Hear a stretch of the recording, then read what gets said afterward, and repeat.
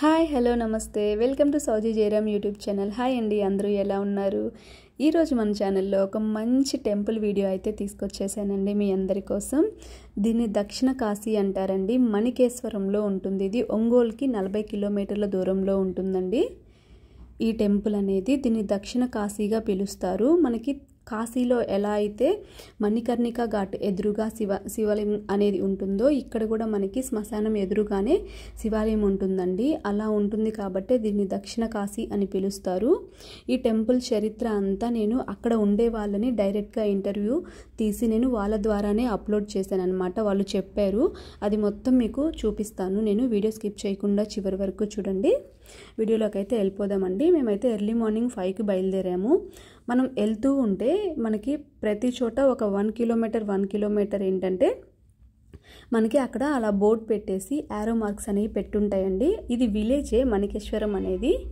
So మనకి ఒంగోలు నుంచి అయితే 40 కిలోమీటర్స్ అలా ఉంది. మేము ఎర్లీ మార్నింగ్ వెళ్ళామన్నమాట. అంటే కార్తీక మాసం కదా, నది స్నానం చేస్తే మంచిది అని చెప్పేసి మేము 4:35కి అలా బయలుదేరాము.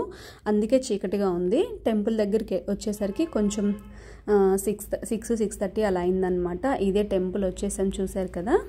మీకు ఇంకా అడ్రస్ క్లారిటీగా కావాలంటే అడగండి, నేను కామెంట్లో కూడా మీకు పెడతాను.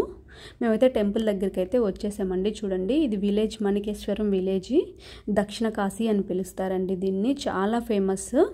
దీని చరిత్ర కూడా అక్కడ కొబ్బరికాయలు అమ్మే అంకులు ఉన్నారు, ఆ ఊరు తనే చెప్పాడండి డైరెక్ట్గా. తన మాటల్లోనే మీరందరూ వినొచ్చు. తర్వాత నేను కూడా ఎక్స్ప్లెయిన్ చేస్తాను మళ్ళీ కూడా. ఒకవేళ ఆ అంకుల్ లాంగ్వేజ్ మీకు అర్థం కాకపోతే తెలుగులోనే చెప్పారు తను మంచిగా క్లారిటీగా. మళ్ళీ నేను కూడా చెప్తాను. చూశారు కదా, చాలా బాగుంది వ్యూ అయితే. వస్తుంటే చక్కగా మనకి అంటే పచ్చని పొలాలు, చెట్లు, ఇట్లా చాలా చాలా ఫ్రెష్గా చాలా మంచిగా అనిపించిద్దండి వస్తుంటే కూడా మనకి దారి మొత్తం. ఇక టెంపుల్కి వచ్చాక నేను తమ్నెయిల్లో పెట్టాను కదా నదీ నిధి అని. నదీ నిధి అంటే అండి, నది పక్కనే ఆనుకొని మనకి శివాలయం అనేది ఉంది కాబట్టి అలా ఉన్నదాన్ని నదీ నిధి అని అంటారంట. మా అత్తయ్య వాళ్ళు చెప్పారు, నాకు కూడా తెలీదు, అందుకనే అలా అంటారు. చూశారు కదా, మనకి ఆనుకొనే ఉంది ఆ నది అనేది. శివలింగం గర్భగుడికి ఆనుకొని ఉందన్నమాట. మనం అక్కడ స్నానం చేసేసి దీపాలు వదులుకొని తర్వాత దర్శనానికి అయితే వెళ్తాము. నేను మీకు ఆ నది కూడా చూపిస్తాను. చూడండి, ఇలా కోనేరులాగా ఉందన్నమాట. ఇది చాలా పెద్ద నది అండి, ప్రాజెక్ట్ అన్నమాట. అది మనకి కనుచూపు మేరలో వాటర్ అయితే ఉన్నాయి, చాలా లోతుంది. మీకు శ్మశానం కూడా చూపిస్తాను చూడండి అండి. నేను ఇలా మనం ఈ స్టెప్స్ దిగైతే అక్కడికి వెళ్తాం అన్నమాట. ఎర్లీ మార్నింగ్, ఇంకా సూర్యోదయం కూడా అవ్వలేదు, 6 అయింది అనుకుంటా మేబీ మేము అక్కడికి వచ్చే వరకు. చూశారు కదా, ఇప్పుడు ఇటు సైడ్కి అయితే మనకి శ్మశానం అయితే ఉంటుందండి. అక్కడ కాశీలో ఎలా అయితే మణికర్ణిక ఘాట్ ఉందో ఇక్కడ కూడా అలాగే ఉంటుంది. ఇప్పటికి కూడా ఊర్లో ఎవరు చనిపోయినా అక్కడికే తీసుకొచ్చి వాళ్ళు కాల్చడం అట్లా చేస్తారంట. చూశారు కదా, ఇదిగో అక్కడ కుండలు అవన్నీ ఉన్నాయి కదా, ఇదే అన్నమాట. కరెక్ట్గా శివాలయానికి గర్భగుడికి ఎదురుగానే మనకి అక్కడ చనిపోయే వాళ్ళని కాల్చడం అయితే జరుగుతుందంటండి ఇప్పటికి కూడా డైలీ. మీరు ఇతని మాటల్లో వినండి ఒకసారి. అసలు ఊరి పేరు ఉద్దేశపురం అయితే అసలు ఊరి పేరు.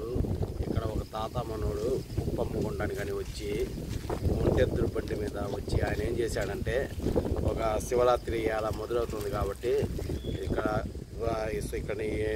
నిద్ర చేయడానికి వచ్చి అందరిని ఇక్కడ ఆపుకొని బండిని ఉప్పు అమ్ముకోవడానికి ఆపుకుని ఆయన స్నానం చేసి వస్తానయ్యా, ఒక బండని కడిగి శుభ్రంగా శివయ్య పూజ చేయాలి కాబట్టి పెట్టి చూడయ్యా అని చెప్పి మనోడు చెప్తే, మనోడు ఏం చేశాడంటే ఇట్లా కొండ మొత్తం తిరిగి వచ్చాడు. చీకటి కాబట్టి చీకటి అలా ఏం చిక్కపోతే ఆయన ఒక మాణిక ఉప్పు బస్తా ఇట్లా రౌండ్గా వేసేసి మాణిక ఉంటే మాణికని కడిగేసి బొట్లు పెట్టి మాణికని శివయ్యలాగా ఇట్లా పెట్టాడు అనమాట. ఇట్లా పెడితే ఆయన ఏం చేశాడంటే వచ్చి పూజ చేసుకున్నాక, గుడ్డివాడు కదా, పూజ చేసుకున్నాక ఇంకా తెల్లారి పొద్దున్న వెళ్ళేటప్పుడు అయ్యా మాణిక తీసేసి వెళ్ళిపోదామని చెప్తే ఆ మాణిక ఏమైంది అంటే శివయ్య స్వామి అయిపోయాడు. శివయ్య స్వామి అయిపోయినాక ఆయన ఇంకా వెళ్ళిపోయాడు ఇక్కడి నుంచి. స్వామి శివయ్యగా గెలిచాడు కదా, మంచిదే కదా అయ్యా అని చెప్పి వెళ్ళిపోయాడు. ఆయన వెళ్ళిపోయినాక సోళరాజులని అద్దంకిలో పరిపాలించేవాళ్ళు. సోళరాజులని అద్దంకిలో పరిపాలిస్తుంటే వాళ్ళు ఏం జరిగిందంటే, ఇట్లా చీమ కొడితే దండయాత్రకి వెళ్తున్నారు. ఇక్కడి నుంచి చీమ కొడితే దండయాత్రకి వెళ్తుంటే వాళ్ళు ఇక్కడ స్వామి అవపడ్డాడు. స్వామి అవపడి నాకు విజయం కానీ చేయగొడితే మళ్ళీ వచ్చేటప్పుడు తిరుగు ప్రయాణంలో నీకు ఇక్కడ గుడిలాగా కడతానని చెప్పాడు. అంటే ఆయన విజయం కొనుక్కున్నాక వచ్చేటప్పుడు ఏం జరిగిందంటే ఒక నలుగురిని పెట్టి ఒక బండలాగా స్లాబ్ లాగా కట్టి ఏర్పరిచి పోయాడు. ఏర్పరిచి పోయినాక ఇక్కడ వెనకటి ఒళ్ళు మనుషులు 1977లో దీన్ని వెనకటి జనం వచ్చేసి చిన్నగా చేసుకుంటా డెవలప్మెంట్ చేసుకుంటా గుడి తయారు చేశారు. అందుకని చెప్పి దీన్ని దక్షిణ కాశీ, గుడి ఎదురు శ్మశానం, గుడి ఎదురు శ్మశానం, అందుకని దక్షిణ కాశీ అంటారు. ఎక్కడెక్కడి నుంచి వస్తారు అంకుల్ జనం ఇక్కడికి? ఇక్కడ హైదరాబాద్ నుంచి వస్తుంటారు, ఇక్కడ నెల్లూరు నుంచి వస్తారు, ఇటు శ్రీకాకుళం నుంచి వస్తారు, ఈ మామూలుగా ఒంగోలు వస్తారు, చీరాల వస్తారు, ఇటు గుంటూరు నుంచి వస్తుంటారు, ఇటు వచ్చేసి కందుకూరు, కనిగిరి, పొదిరి, బామూరు నుంచి చుట్టుపక్కల అన్ని దిక్కుల నుంచి వస్తుంటారు మొత్తం. అందుకని ఇక్కడ స్వయంభంగా ఎలిసినాడు కాబట్టి దక్షిణ కాశీ అంటారు. చూశారు కదండి, ఇలా అంకుల్ గారు అయితే టెంపుల్ గురించి అయితే చాలా బాగా చెప్పారండి. టెంపుల్ చరిత్ర మొత్తం అంకుల్ గారు మాటల్లో విన్నారు కదా. అక్కడి నుంచి తర్వాత అయితే మేము నది దగ్గరికి అయితే వచ్చామండి. నదిలో అయితే స్నానం చేస్తున్నాం. చూశారు కదా అందరం, మా వారు, నేను, మా మరిదండి, ఆ స్వామి, మా హస్బెండ్ వాళ్ళ తమ్ముడు, అలాగే మా మణికంఠ స్వామి, మా చిన్న బాబు, నేను, మేము 5 అయితే వచ్చామన్నమాట. ఎర్లీ మార్నింగ్ బండి మీదే రావచ్చండి, చాలా దగ్గరగానే ఉంటుంది మనకి డిస్టెన్స్ అక్కడి నుంచి. సో అక్కడైతే ఫస్ట్ అయితే స్నానం చేసామండి అందరూ నదిలో. చాలా కూల్ ఉన్నాయి వాటర్ అయితే, ఐస్ వాటర్ లాగా ఉన్నాయి అన్నమాట. అప్పటికి కొంచెం సూర్యోదయం అయింది మెల్లగా, అప్పుడే సూర్యుడు అయితే వస్తున్నాడు. మేము ఇంకా స్నానం చేసేసి అక్కడ దీపాలు వదులుకొని నదిలో మంచిగా సూర్య నమస్కారం చేసుకొని తర్వాత వెళ్ళి పూజ అయితే చేసుకున్నాము. ఎర్లీ మార్నింగ్ కదా, ఫ్రీగా ఉంది, ఎవ్వరు లేరు, చాలా బాగా అనిపించింది. చూశారు కదా, అప్పుడే మనకి 7 అట్లా అవుతుందన్నమాట. సూర్యోదయం అయిపోయింది, మంచిగా సూర్యుడు కూడా వచ్చాడు బయటికి. మీకు నది మొత్తం చూపిస్తాను చూడండి. మనకి కనుచూపు మేరలో ఆకాశం, నింగి, నేల 2 కలిసినట్టే కనిపిస్తాయి. స్వాములు అయితే స్నానం చేశారండి. వాళ్ళు పైకి వచ్చిన తర్వాత నేను వెళ్ళాను. చాలా చల్లగా ఉన్నాయి వాటర్, ఐస్ వాటర్ లాగా ఉన్నాయి. ఎర్లీ మార్నింగ్ చీకట్లోనే వెళ్ళాం కదా, చాలా చల్లగా అనిపించింది. కానీ ఈ కార్తీక మాసంలో నది స్నానం అనేది చాలా ఇంపార్టెంట్ అండి. నెల మొత్తంలో ఒక్కరోజైనా నది స్నానం చేయడం చాలా మంచిది.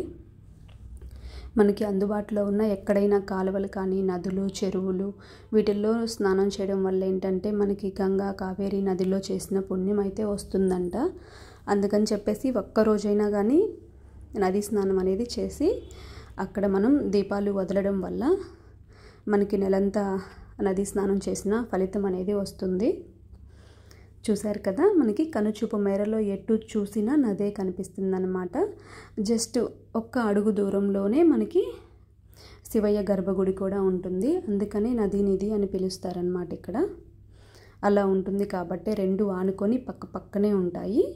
ఎదురుగానే మనకి శ్మశానం ఉంటుంది కాబట్టి కాశీ అని చెప్తారండి, దక్షిణ కాశీగా పిలుస్తారు. ఎక్కడ మనకి ఒక కాశీలోనే ఉంటుందన్నమాట. మణికర్ణిక ఘాటు ఎదురుగా శవాలు కాలుస్తూ శివయ్య గుడికి ఎదురుగా ఉంటుంది కాబట్టి ఇక్కడ కూడా సేమ్ అలాగే ఉంది. మనకి శివాలయం ఎదురుగానే ఇక్కడ మనకి శ్మశానం ఉండడం వల్ల దీన్ని దక్షిణ కాశీగా పిలుస్తారు. ఇంకోటి అలాగే ఏంటంటే మనకి స్వయంభుగా వెలిసాడండి ఇక్కడ స్వామి. ఇందాక అంకుల్ గారు చెప్పారు కదా మనకి మొత్తం టెంపుల్ చరిత్ర అంతా. ఒక చిన్న బాబు వాళ్ళ తాతయ్య ఏంటంటే మనకి వాళ్ళు అక్కడ శివరాత్రి రోజు వాళ్ళు ఉప్పు అమ్ముకోవడానికి ఒక ఒంటెద్దు బండ్లు అండి, బండి మీద వాళ్ళు ఉప్పు అమ్ముకోవడానికి వెళ్తూ అక్కడ ఆగి శివరాత్రికి సో అక్కడ ఆగారనమాట. ఆగి ఆ రోజు పూజ చేసుకోవడానికని ఏం రాయిని పూజ చేయమని చెప్తే ఆ బాబు అక్కడ రాయి అక్కడ అందుబాటులో లేకపోయేసరికి ఆ మాణిక అంటే అండి మనకి ఇప్పుడు ఊర్లో మార్కెట్లో అలాగా మనకి ఈ శనక్కాయలు ఇలాంటివి డబ్బాలతో కొలిసిస్తారు కదా, అలాంటిది 2 కేజీల దాన్ని మాణిక అంటారండి. విలేజెస్లో ఉండే వాళ్ళకి తెలుస్తుంది అది. సో ఏంటంటే అది నల్లగా ఉంటుంది ఇనుపది, దాన్ని మాణిక అంటారు విలేజెస్లో. అయితే సిటీలో వాళ్ళకి మేబీ తెలియకపోవచ్చు. దాన్ని ఏంటంటే ఆ ఉప్పులో ఆ బాబు ఇలా పడుకోబెట్టేసరికి అక్కడ స్వామివారు కూడా మనకి శివలింగం స్ట్రైట్గా ఉంటుంది, కానీ అక్కడ ఇలా అడ్డంగా ఇలా పడుకొని ఉంటుందండి. వాళ్ళు పూజ చేసిన తర్వాత అప్పటికి వాళ్ళు పూజ చేసిన తర్వాత ఏమైందంటే స్వామివారు లింగంగా మారిపోయారు. అక్కడ ఆ ఉప్పులోనే కింద అమ్మవారు పానపట్టం అనేది ఉప్పులాగా ఉంటుందన్నమాట. శివయ్య అలా మారిపోయారు. తర్వాత ఏంటంటే ఇంకా రాజు దండయాత్రకు వెళ్తూ స్వామివారికి నమస్కారం చేసుకొని వెళ్ళేసరికి తను విజయం సాధించారు. ఆ తర్వాత అక్కడ ఆ రాజుగారు ఏంటంటే కొంచెం గోడలు అయి కట్టి అలా టెంపుల్ అయితే ఏర్పరిచారనమాట. తర్వాత అలా ఆ ఊరి ప్రజలు అందరూ కలిసి టెంపుల్ని అయితే డెవలప్ చేశారండి. మీకు గర్భగుడిలో శివయ్యని చూపిస్తాను చూడండి. నేను చాలా దిక్కులకి వెళ్ళామండి మేము, కానీ ఎక్కడా శివయ్యని అలా చూడలేదు. ఇక్కడైతే స్వయంభుగా వెలిసిన శివయ్య ఒక చిన్న బాబు చేతుల మీదుగా చాలా పవర్ఫుల్ అండి. మనం కాశీ వెళ్ళిన పుణ్యం అయితే వస్తుందన్నమాట. వెళ్ళలేని వాళ్ళకి ఈ వీడియో చూసినా దర్శనం చేసుకున్నా చాలు. అందుకే అందరికీ చూపించాలని ఉద్దేశంతో నేను ఇది తీసానమాట. చూశారు కదండి, మేమైతే స్నానం అయిపోయింది. అక్కడ దీపాలు కూడా వదిలేసాము మేమందరం. నెక్స్ట్ అయితే డ్రెస్ చేంజ్ చేసుకొని వచ్చి ఇక్కడ బిల్వం చెట్టు కింద కూడా మేము 5గురం కూడా పిల్లలతో పాటు నేను, మా హస్బెండ్ స్వామి, మా మర్ది స్వామి అందరం కలిసి 5 ప్రమిదల్లో 320 ఒత్తులు అలాగే ఉసిరి దీపాలు అన్నీ వెలిగించుకున్నామండి. వాళ్ళు అక్కడ బట్టలు అవి చేంజ్ చేసుకుంటున్నారు స్వాములు. ఈలోపు నేనైతే ఇవన్నీ ప్రిపేర్ అయితే చేశాను. మంచిగా ముగ్గు అవేసి ప్రమిదలు తమలపాకులు పెట్టి అలాగే గౌరమ్మని చేసి నేను పువ్వులు అన్నీ పెట్టేసి నూనె వేసి ఒత్తులు అన్నీ పెట్టానండి రెడీగా. అక్కడ ఏంటంటే బిల్వం చెట్టు బ్యాక్ సైడు పారిజాతాల చెట్టు ఉందండి. ఎన్ని పువ్వులు అంటే అసలు పారిజాతం అంటే కింద పడితేనే మనం ఏరుకుంటాం కదా. సో అక్కడికి వచ్చిన వాళ్ళందరూ అవే ఏరుకుంటున్నారు. అంతగానం అసలుకి రాలి పడిపోతూ ఉన్నాయి పువ్వులు మంచిగా. మేము కూడా కొన్ని తీసుకున్నాం అనమాట. చూశారు కదా, మీకు టెంపుల్ అంతా మేము ప్రదక్షిణ చేసేటప్పుడు నేను మీకు టెంపుల్ అంతా చూపిస్తానండి. అసలు ఎంత బాగుందంటే టెంపుల్ అక్కడి నుంచి రావాలనిపించలేదు మాకైతే. అంటే పక్కనే అంత నది, అంత పెద్ద టెంపుల్, ఆ ప్లేసు, ఆ వ్యూ, అసలు లోపల స్వామివారు ఎక్కడా చూడని శివయ్య, ఆ శివలింగం, ఆ రూపం అనేది అసలు ఎంత బాగుందంటే అసలు అక్కడి నుంచి రావాలని అనిపించలేదు, అంత బాగుంది. యాక్చువల్లీ ఎక్కడైనా శ్మశానం చూస్తే భయం వేస్తుంది. ఇక్కడ అసలు అలాంటి ఫీలింగ్ కూడా కలగలేదు మనకి. అదే అన్నమాట, కాశీ అంటే అదే అనిపించింది మాకైతే. ఇక్కడే అలా ఉందంటే ఇంకా నిజంగా అక్కడ కాశీకి వెళ్తే ఇంకా ఎంత బాగుంటుంది అనిపించింది మాకు. చూశారు కదా, మేమైతే ఒకరి తర్వాత ఒకరు మంచిగా ఫస్ట్ మా స్వామి వెలిగించారు, తర్వాత మా మర్ది స్వామి, తర్వాత మా చిన్న బాబు తనే అగ్గిపెట్టి గీసి తనే వెలిగించాలని చెప్పి మ్యాచ్ బాక్స్ పట్టుకొని దాంతో కుస్తీ పడుతున్నాడు. ఫైనల్గా అయితే తను సాధించాడండి, తనే వెలిగించుకున్నాడు తన ఒత్తులైతే. మా మణికంఠ స్వామి మేము కూడా వెలిగించాము ఉసిరి దీపాలు, అలాగే 360 ఒత్తులు. చూశారు కదా, అందరం వెలిగించేసుకున్నామండి. తర్వాత నేను ప్రమిదలన్నిటికీ బొట్టు పెడుతున్నాను. ఎప్పుడైనా మనం దీపం వెలిగించుగానే ప్రమిదకి 3 వైపులా బొట్టు అయితే పెట్టాలండి. అలా పెడితేనే ఆ దీపాన్ని దేవుడు స్వీకరిస్తాడంట. లేదు అంటే ఆ దీపం వేరే విధంగా వస్తుందంట. అంటే చనిపోయిన వాళ్ళ దగ్గర పెడతారు కదా, ఆ దీపం లాగా వస్తుందంట. ఎప్పుడైనా కుంకుమ బొట్లు అనేవి 3 దిక్కుల 3 చోట్ల పెట్టాలి. మనం ఏ దీపం వెలిగించినా కానీ దేవుడి దగ్గర అది కన్ఫామ్గా పెట్టాలి. అందుకని చెప్పేసి పసుపు కుంకుమ బొట్లు 3 వైపులా పెట్టేసి అగరబత్తులు వెలిగించుకున్న తర్వాత ధూపం వేసి స్వామివారికి బిల్వం చెట్టు కింద 33 కోట్ల దేవతలు ఉంటారండి. మనం చాలా మంచిదన్నమాట అక్కడ దీపం పెట్టుకోవడం వల్ల. ఫైనల్గా అయితే హారతి ఇచ్చి మేము దర్శనానికి అయితే వెళ్తున్నామండి, ప్రదక్షిణ చేస్తున్నాం. చూడండి ఎంత బాగుందో టెంపుల్. మనం టెంపుల్ దగ్గర ప్రదక్షిణ చేస్తున్నాం, మనకు అక్కడ నదిలో నీళ్ళు అనేవి మంచిగా అలలు వస్తూ ఎంత బాగా కనిపిస్తున్నాయో. చూసారా, పారిజాతం చెట్టు, బిల్వం చెట్టు, ఉసిరి చెట్టు అన్నీ ఇవి ఉన్నాయి, ఇవి లేవని లేదండి. ఆ టెంపుల్ కూడా చాలా స్పేసియస్గా, చాలా విశాలంగా, అప్పటి కాలంది కదండి, ఎంత బాగుందో చూడు. అసలుకి ఎంత బాగా డెవలప్ చేశారంటే టెంపుల్ని. ఎక్కడెక్కడి నుంచో వస్తారండి. అంకుల్ గారు చెప్పారు కదా, హైదరాబాద్ నుంచి కూడా వస్తారంట ఇక్కడికి చూడడానికి ఆ టెంపుల్. మేము పక్కనే ఉన్నాం, కానీ నేను ఇంతవరకు వెళ్ళలేదు. మా పెళ్ళై 10 ఇయర్స్ అయినా ఇప్పటికి వెళ్ళాను నేను. గర్భగుడిలోకి అయితే వచ్చాను చూడండి అండి. స్టార్టింగ్ మనకి రైట్ సైడ్ అమ్మవారు ఉంటారు, పార్వతీదేవి. తర్వాత ఎదురుగా అయితే మనకి నందీశ్వరుడు అలాగే శివయ్య ఉంటారు.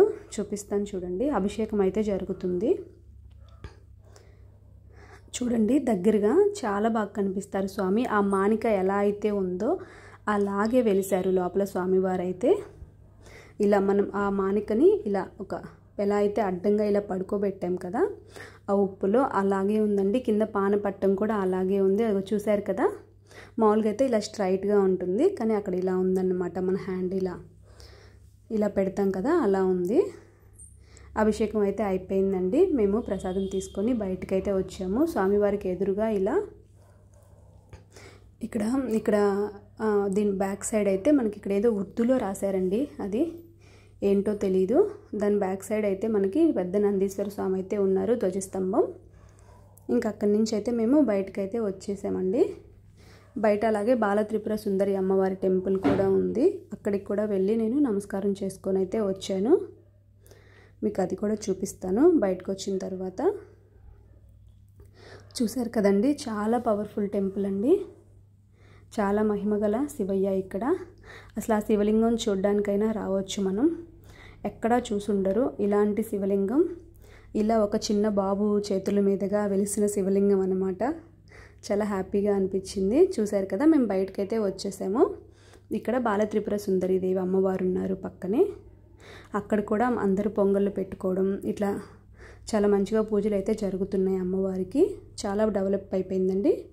తర్వాత అక్కడి నుంచి అయితే మేము ఇంకా బయలుదేరామండి. అప్పటికి మంచిగా 8 o'clock అలా అయిపోయింది. వ్యూ చూపిద్దామని జస్ట్ అలా తీసాను అనమాట నేను.